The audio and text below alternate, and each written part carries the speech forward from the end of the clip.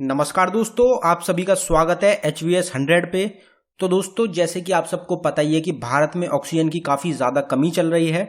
तो उसको देखते हुए भारत को काफ़ी ज़्यादा ऑक्सीजन की डिमांड है भारत के अंदर। तो उसको पूरा करने के लिए फ्रांस ने एक बहुत बड़ा कदम उठाया है भारत के लिए।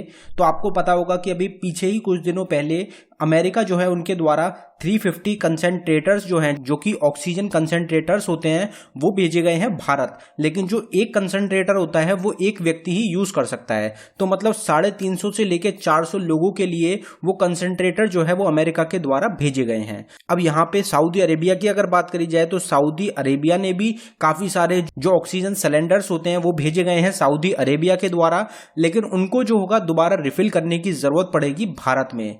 लेकिन फ्रांस जो है उन्होंने एक बहुत बड़ा कदम उठाया है, या फिर कह सकते हैं फ्रांस के द्वारा भारत के लिए एक बहुत बड़ी मदद करी गई है। फ्रांस ने जो कदम उठाया है वो भारत को आत्मनिर्भर बनाने का कदम उठाया गया है। अब फ्रांस के द्वारा भारत को 8 जनरेटर्स जो हैं, जो कि ऑक्सीजन जनरेटर्स होते हैं और ये काफ़ी बड़े जनरेटर होते हैं, वो प्रोवाइड कराए गए हैं। एक जनरेटर की अगर बात करी जाए तो एक जनरेटर जो होता है ये 250 से लेकर 300 बेड को ऑक्सीजन प्रोवाइड करा सकता है। तो ऐसे 8 जनरेटर प्रोवाइड कराए गए हैं, मतलब डेली 2500 से लेके 3500 तक लोगों की जान बचाई जा सकेगी भारत में। उनको जो है ऑक्सीजन प्रोवाइड कराई जा सकेगी इन जनरेटर्स के द्वारा। तो ये जो जनरेटर्स हैं ये भेजे गए हैं फ्रांस की तरफ से, जिससे कि भारत को आत्मनिर्भर बनाया जा सके। और ये जो जनरेटर्स होंगे, जो 8 जनरेटर भेजे गए हैं, इसके बाद और भी जनरेटर्स होंगे और भी इक्विपमेंट्स होंगे जो कि फ्रांस भेजने को भी तैयार है। ये जो है ये कदम उठाया गया है भारत को आत्मनिर्भर बनाने के लिए। और अगर हम इन 8 जनरेटर्स की बात करें तो इनका जो रेट होगा वो काफ़ी ज़्यादा होता है, काफ़ी ज़्यादा महंगे जनरेटर्स होते हैं जो फ्रांस के द्वारा भेजे गए हैं। और ये जो रहेंगे ये बिल्कुल फ्री में प्रोवाइड कराए गए हैं भारत को। फ्रांस ने भारत से एक भी रुपया नहीं लिया है इन जनरेटर्स को प्रोवाइड कराने के लिए। और एक खास बात ये रहेगी कि फ्रांस के अंदर एक स्पेशल डिपार्टमेंट बना दिया है भारत की मदद करने के लिए, जिसका जो मेन फोकस होगा वो सिर्फ भारत की मदद करने के लिए होगा। तो वो जो डिपार्टमेंट होगा वो 24 घंटे काम कर रहा है भारत की मदद करने के लिए। तो भारत को जिस भी चीज़ की ज़रूरत है वो डिपार्टमेंट उस चीज़ को देखता है और वो जल्द से जल्द प्रोवाइड कराने की कोशिश करता है भारत को। उसके अलावा हाई क्वालिटी के वेंटिलेटर्स जो हैं वो भी फ्रांस के द्वारा भेजे गए हैं, और जो काफ़ी सारी हाई क्वालिटी मेडिकल इक्विपमेंट्स होते हैं वो भी भारत को प्रोवाइड कराए गए हैं फ्रांस के द्वारा। और यहाँ पे सबसे इंपॉर्टेंट बात ये रहेगी कि इनका एक पैसा भी फ्रांस के द्वारा नहीं लिया गया। ये तीनों जो इक्विपमेंट्स होते हैं ये सब प्रोवाइड कराए गए हैं फ्रांस ने बिल्कुल मुफ्त में भारत के लिए।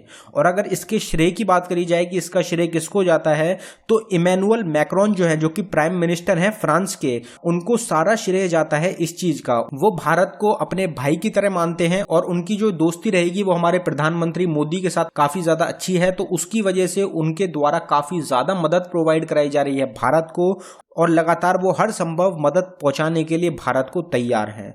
और डेली इमैनुअल मैक्रोन के द्वारा भारत के लिए, भारत के फेवर में डेली ट्वीट करे जा रहे हैं, और वो जो ट्वीट करे जा रहे हैं वो कर रहे हैं बिल्कुल हिंदी लैंग्वेज में, और जिसमें वो हर बार यही कह रहे हैं कि भारत की मदद करने के लिए फ्रांस पूरी तरीके से तैयार है और हर संभव मदद जो है वो फ्रांस के द्वारा भारत को की जाएगी। अब अगर बाकी और देशों की बात करी जाए तो अमेरिका के द्वारा जो 350 कंसेंट्रेटर्स भेजे गए हैं उसकी डिमांड भारत काफ़ी टाइम से कर रहा है। उसके बाद भारत को काफ़ी टाइम बाद ये कंसेंट्रेटर्स प्रोवाइड कराए गए हैं, और इसका जो है वो चार्ज भी लिया गया है अमेरिका के द्वारा, और मदद भी काफ़ी लेट प्रोवाइड कराई गई है। बाकी फिर सऊदी अरेबिया जो रहेगा उनकी भी काफ़ी ज़्यादा मदद रही है भारत के लिए।